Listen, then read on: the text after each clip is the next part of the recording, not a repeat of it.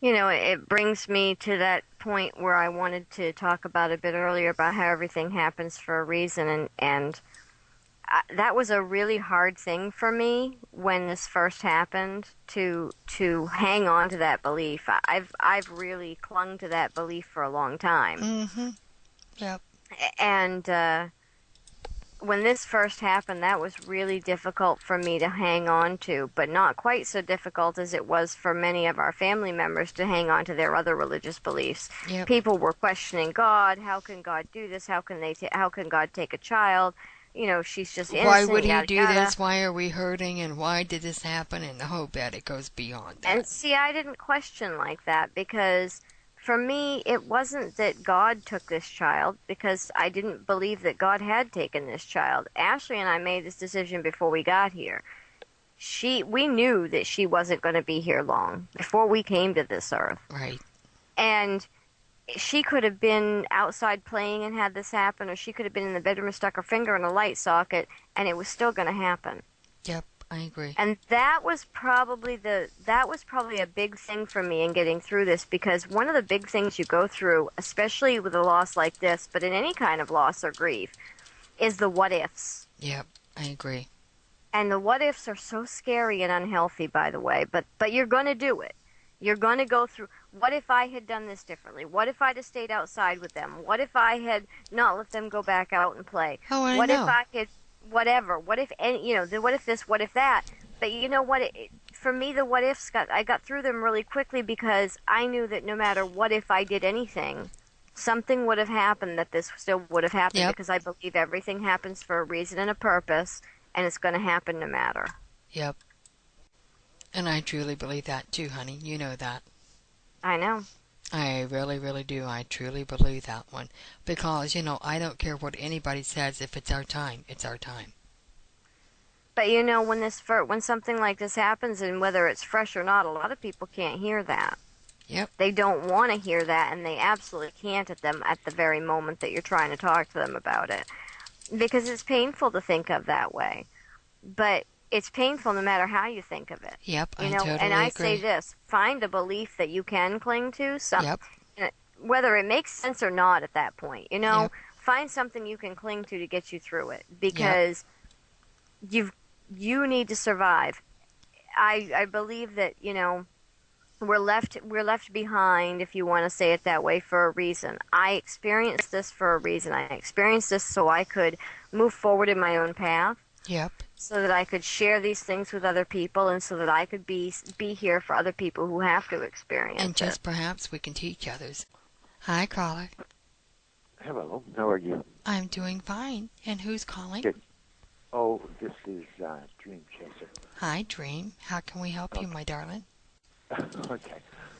I want to know what experiences in your life before this happened to you that you could look back on now and say, these are things that prepared me for this loss, for dealing with this loss. Mm-hmm.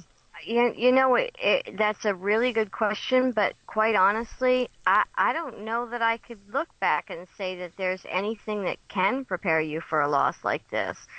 Um, and I want to point out that the experience of a loss of a child is very different from any other kind of loss. But I don't want to downplay any other kinds of loss either. I've been through loss. My father passed away a year after my daughter, actually. Prior to that, my stepfather, who I was quite close to, had passed away many years before that. I had a grandfather who I was extremely close to, who had passed away when I was quite young, and that was pretty devastating for me. But I don't think anything can prepare you for the loss of a child. You don't expect it. It's not something you think about when you give birth to a child. I did have a miscarriage when I was quite a bit younger. And it was actually, again, it was one of those things that turned out to be a good thing. It wasn't a time I was ready to be a parent. It wasn't a person I was ready to be a parent with. But nothing prepares you for losing a child. And beyond that, Ashley was not just my child, but one of my best friends, and again, a spiritual teacher, actually, for me.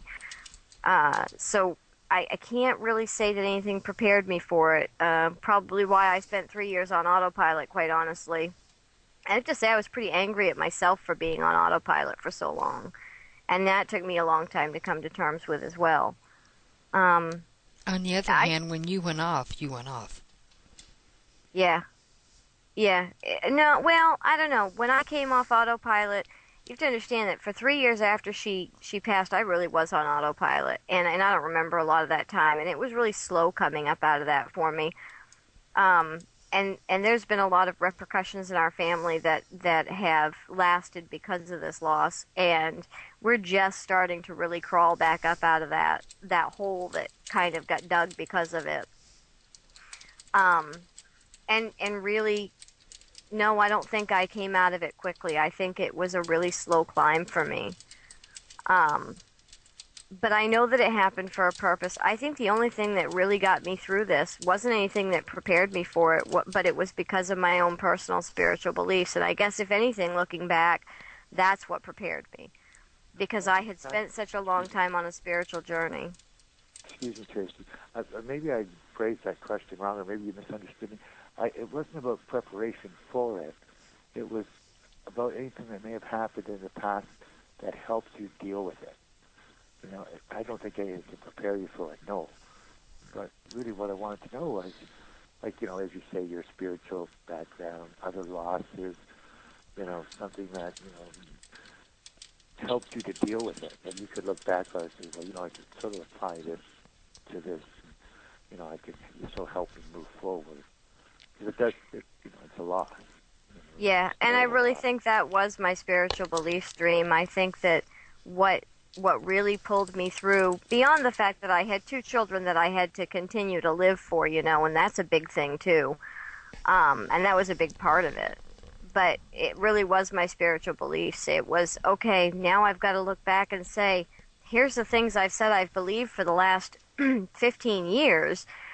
What within these beliefs is strong enough within me that can still apply to me? And I lost a lot of things that I believed in, because when something like this happens, you really question everything. But those things were that were the strongest within me, that really held true for me, were what I still hang on to, and what I think really pulled me through this. That, and I had a lot of really good spiritual friends around me that were able to be there and help me not lose sight of who I was. And that's a big thing. I think people, when they're grieving, tend to lose sight of who they are sometimes. Well, I think what happens is that they don't want to know who they are. They don't want to put themselves in that spot. But I don't think I could point back and look at any one thing. Nothing in particular, other than the fact that, you know, I really was a very strongly spiritual person, and she was too. I don't think if she hadn't been the person that she was, I can see this could have been a lot harder for me too. Mm-hmm. Okay. Well, thank you. That's what I wanted. I just wondered about that. You know, I wonder how people do it. You know, it helps. Okay. Thank you very much. Thank Hello? you, Dream. Okay. Bye. Bye, Dream. I think that, you know, he brought out an important point. People, you don't know. You don't know what's going to get you through something, and it's not going to be the same for anybody else as it was for me. I agree with And that. I think that it's important to keep people close to you when you're grieving like that, who are strong enough to help you remember who you are. Yep, I do. Gently, though, and I'm stressing that word, gently, because if they do it too powerfully, if they try to tell you, oh well, this is what you need to do, then you're not going to be standing next to that person long, because usually people, when they're grieving, don't hear things like that well. Yeah, Don't tell I me what agree. I need to do or where I need to be. And it took me 3 years, but I'm going to share another story with you. When she first passed, there was a gentleman in the next town over from where I lived who called me. I don't even know how he got my number, but he called me, and he told me that he just wanted to call and tell me that I wasn't alone.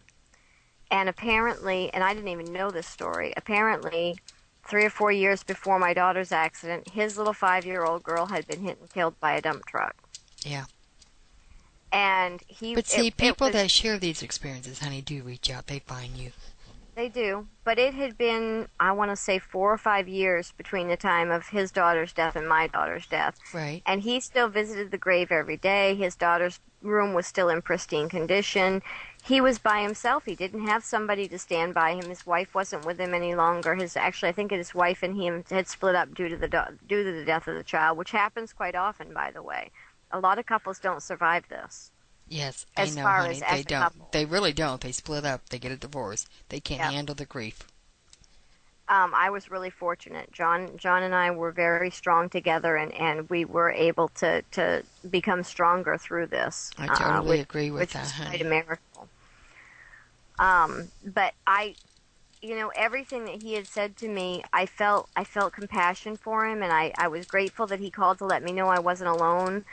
I think that's something that, just like Dream pointed out, that we don't always handle it the same way. And we can all sit here and talk about what happened and how we felt and how we think others will feel, but it's not the way it's going to be. Only one that knows is you when you have to go through these experiences. But I have to tell you that because of my spirituality and because of how open I guess I am, and my own gifts too, and my daughter's gifts, I was fortunate because my little girl not only came to visit me in dreams and gave me messages, which I tend to be a dream psychic, I don't do as well with the intuitive thing. I get dreams, and a lot of people have been exposed to that even on Pal Talk recently. Right. But she crawled in bed with us one night, and I felt her. Yeah. And by the way, spirits love electronics. For those of you who don't know this, spirits love electronics. My daughter would change my screensaver every night, so I'd wake up in the morning and I would have Backstreet Boys on my screensaver. She did it for like 6 weeks, and I finally had to say, Ashley, I love you, I know it's you, but please stop making my screensaver Backstreet Boys. I have to tell you, I'm going to remind everybody once again that this child was 8 years old when she passed. There were thousands of people at her funeral. The church was overflowing. There was standing room only. This girl touched so many lives.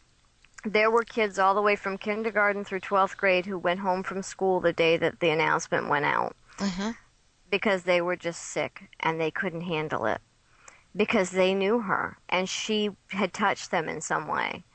The school now has a bench with her name on it and her picture on the wall above it. Isn't that something? And not only that, but the kids wanted to fly the flag at half-mast the day she passed, or the day after she passed. And they wouldn't allow it because in the state of Maine, I don't know how it is anywhere else, but in the state of Maine, a school can only fly a flag half-mast if a dignitary dies, a politician dies, something to that effect. Yep. And the kids were so enraged at it that they spent 6 months working on getting a bill passed that said that, and they got it passed, that says if a child dies in a school in Maine, the school can fly the flag at half-mast. Isn't that interesting? And all because of Miss Ashley. That's all because of Ashley. Yeah. She touched so many lives, and she had such an effect, even at 8 years old, on so many people, and in such a profound way. How can I doubt that she did what she was supposed to do? How can I doubt that, yes, okay, I miss her, and physically it's very painful for me, and even talking about it, I feel pain, because she was extremely important to me, and beyond the fact that she was my child, she was a spiritual part of me. I have these really strong spiritual beliefs, and I always have, and Ashley shared those with me, and Ashley taught some of them to me. What can I tell you? I got to tell you guys, we've had a heck of a show. We've had a good crowd here today. Here we are. And we're on our last 15 minutes almost. Yeah, I wanted to share with you that before the show, I took a nap, which a lot of people knew because I was just exhausted. And before I laid down to go to sleep, I said, Ashley, you know what I'm going to be doing tonight? And I'm asking you to be there with me and help me with the energy to do this. And because this has been a difficult thing for me to talk about for a lot of years. And I have to say that it didn't feel as difficult as it usually does. I think that it was important to share this, and I've been being drawn to do this anyway, and I really appreciate you letting me share this and you being a part of this show. This is something that I felt was a really important thing to talk about grief and to talk about loss, and not in talking about it in a way of, okay, here's the different steps of what you go through in grief, and being very technical about it, but in talking about it from someone's own experience.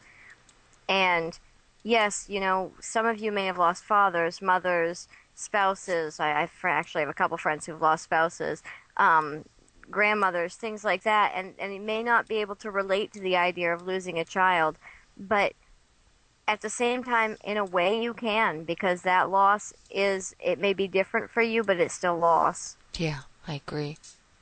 I totally agree. And I think it's important for us to realize we're not alone. We all go through this. Yep. And to connect at that level. I think that like I said, everybody has a different experience of it, and for the first year, I'm pretty sure nobody wanted to reach out and let me touch them, because I was not a very nice human being. I hear you. I could be pretty mean, but I have to say, one of the things that we did was every year at her birthday, we would get everybody together, everybody from the family, everybody who wanted to be there, and sometimes we'd have as many as 25 people.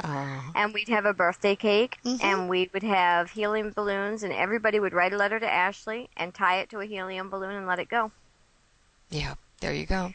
And it was healing for everybody, and it was how I began to not be quite so mean. I know y'all are going, Tracy, mean? How did that happen? Because I'm usually pretty nice and upbeat, but when you're grieving, you're not the same person sometimes. And there were days where I could be a pretty nasty human being. Yep, and honey, I think it's every bit acceptable, okay?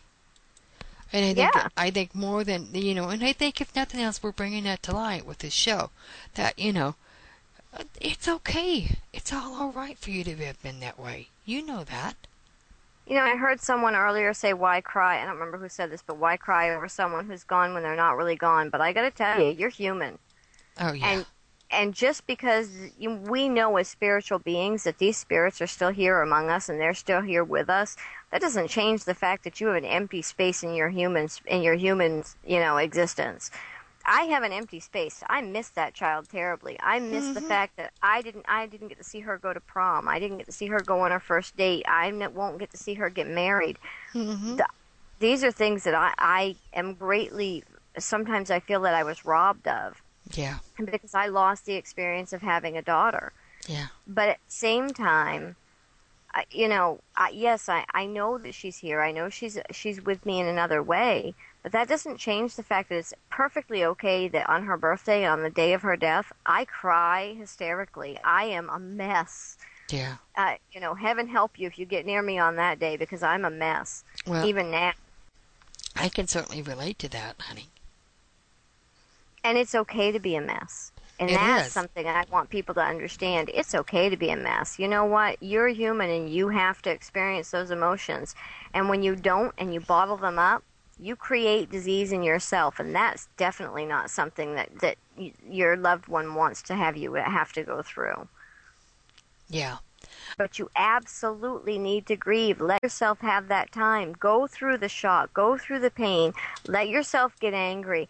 Let yourself feel the sadness and cry, so that you can come to the other side and accept it, because acceptance, and that was something I wanted to touch on too, and I know we're running short on time, so I want to say, do you understand when I say a term called acceptance guilt? Yes. And what I mean by that, for those who don't understand that, is here I am, I've lost my 8-year-old daughter, and I ran the gamut of all the experiences of the stages of grief. But when it came time to come to that stage of acceptance, I think that was the hardest stage for me, because I felt guilty to accept it. I felt guilty to move forward. I felt like if I let go of this, if I got past it, I don't want to say get over it, because I don't think you ever do. I don't think we do either, but I agree with what you're saying. But if I got past it, I was diminishing her existence in some way. Yep.